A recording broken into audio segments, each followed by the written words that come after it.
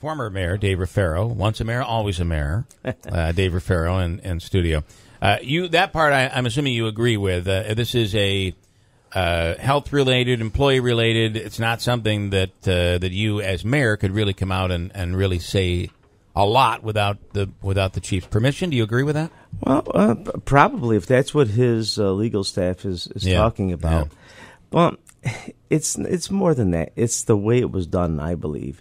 There's been a lot of things over the years that I don't comment on. Even when they take shots at me, listen, you got to put on your big boy pants, and you've got to take your shots, and it's just the way politics is. But here's a 40-year veteran of the fire department, 9/11 volunteer, went down, got sick, and I know some people have gotten sick at 9/11. It's not a pretty sight. And, it's just the way the whole thing was handled. I think that they could have handled it much, much better. And I don't think that you do this to a 40-year veteran, to somebody who served at 9/11, who has done these things. It's just not right. I mean, politics is politics, but this is way over the edge. How do you back this up? I mean, and I hate to say, but it does not seem like the mayor is, and he was all smiles last night. Everything's good. Right. And today in the paper, they've taken another step here. They're continuing to move forward by saying, well, the chief said for me to give my medical records when I was out in that snowplow. And by the way, would you have been out in that snow vehicle? Well, no. Okay. Number one, he shouldn't be in that vehicle. Number one, and if you go to the union, and I don't know why the union hasn't brought it up. I wouldn't even be bringing this up. Why were you in that vehicle in the first place? There's no reason to be in that vehicle, and here you get hurt in that vehicle, and now. That's why you don't go in these vehicles. Right. I mean, we never went in these vehicles, but that's neither here or there. Yeah. And I will say that, and we said earlier, when the chief said on this program, why doesn't he wants me to show he should show his medical records on what happened out during the snowstorm. Yeah. He was being facetious. Would you translate it that way? That the mayor, I've definitely been facetious. The chief really didn't want to see his medical records. I think we know there was a concussion. No, I don't think he really cares about his medical records. That's not the issue. Right. The bottom line is that the chief said it, just in jest. Right. And the bottom line is that it's the way he was treated. I'm not going to get into his medical records. I don't know what's in there. Right. And that's not up to us to say. Sure. But there's a fine line that I think that what has happened here is that they did this because I believe that this administration believes that they have unchecked power. They can just do whatever they want. I've watched over the last 6 years. I've watched the lack of organization. It's just unchecked power as far as I'm concerned. And you haven't heard me say anything in many years, and I don't. And I don't. And even when they take shots at me, even when they, try to blame me for all the sins, they don't understand. But you have to put your big boy pants on, and you've got to, just weather the storm, because that's what politics is about. Are you saying that you think this has gone to, one would say, it's gone to his head? He can do no wrong. He can do whatever he wants. No one can stop him. Is that what you're saying? I don't see anybody that gives him any adversity, and that's okay. Listen, every mayor comes in, they have their team, whether it's, your relatives, your friends, or you're this, you're that. You pick the best team that you want to be with you. I get that. And I get there's certain things you want to do. And there's certain things that you want to distance yourself from. But this is just not one of them. This is just something that, you're fooling with a decorated man here who's worked for 40-plus years, in the fire department, 13 years as chief.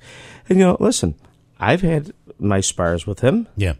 Because, you're talking about Chief Brooks. Absolutely. Yeah. But the bottom line is that at the end of the day, when you're in charge of all these men and the citizens of the City of Utica, it's a big responsibility.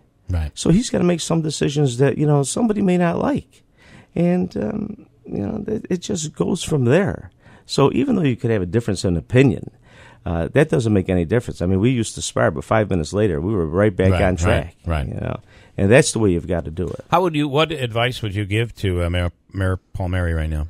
Well, listen, I think that they did it wrongly. So now you've got to right the wrong.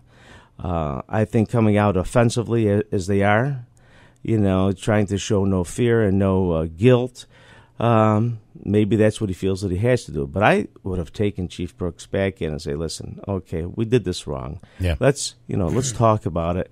Let's figure it out, because only they know what's behind the scenes. Right. It's, I can't stand when people say only in Utica. Do you know how many times I've heard over the last week people say, what do you think? And I go, well, what are you going to do? I'm not going to give my opinion every time somebody asks me for it. But they always go like this, only in Utica. Yeah. It bothers me when people say that, because it makes us look foolish again. Is it warranted, though, in some cases?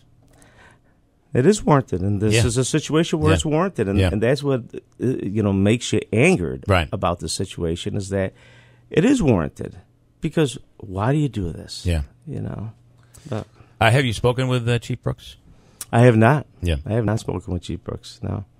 Is it possible? Can he say, listen, Chief, we got off on the wrong foot here, or however he wants to say it, and let me reinstate you. I didn't handle this right. That's probably not going to happen at this point. Could he even do that? I think that it's past that point. Yeah, I think you're getting past there. Yeah, I think you're past it now. I think that now you're looking at lawsuits, if that's going to happen, unless you come to some settlement, What an awful way, though, to send somebody off to retirement. Well, that's my whole basis for this, is that, you're sending a man that he's done a lot of good. Yeah. And by the way, I think the miscalculation is, correct me if I'm wrong, that right now Mayor Palmieri is putting his popularity, and let's not forget, he won by a large margin. Say what you want, but he won by a large margin, so he's looking at that as a mandate, and he's very popular. He's now putting his popularity up against Chief Brooks's popularity. I don't think that's a wise decision. No, it's not a wise decision. People always say, and through the years they ask you, so-and-so's running for office. Do you think he could win?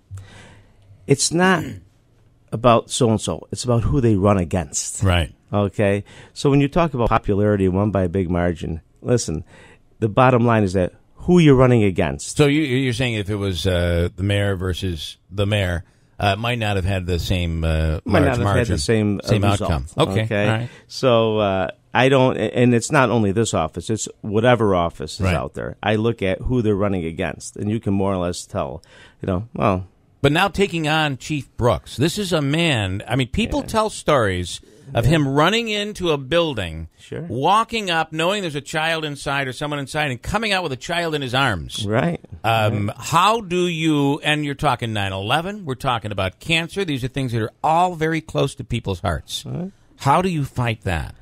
You don't.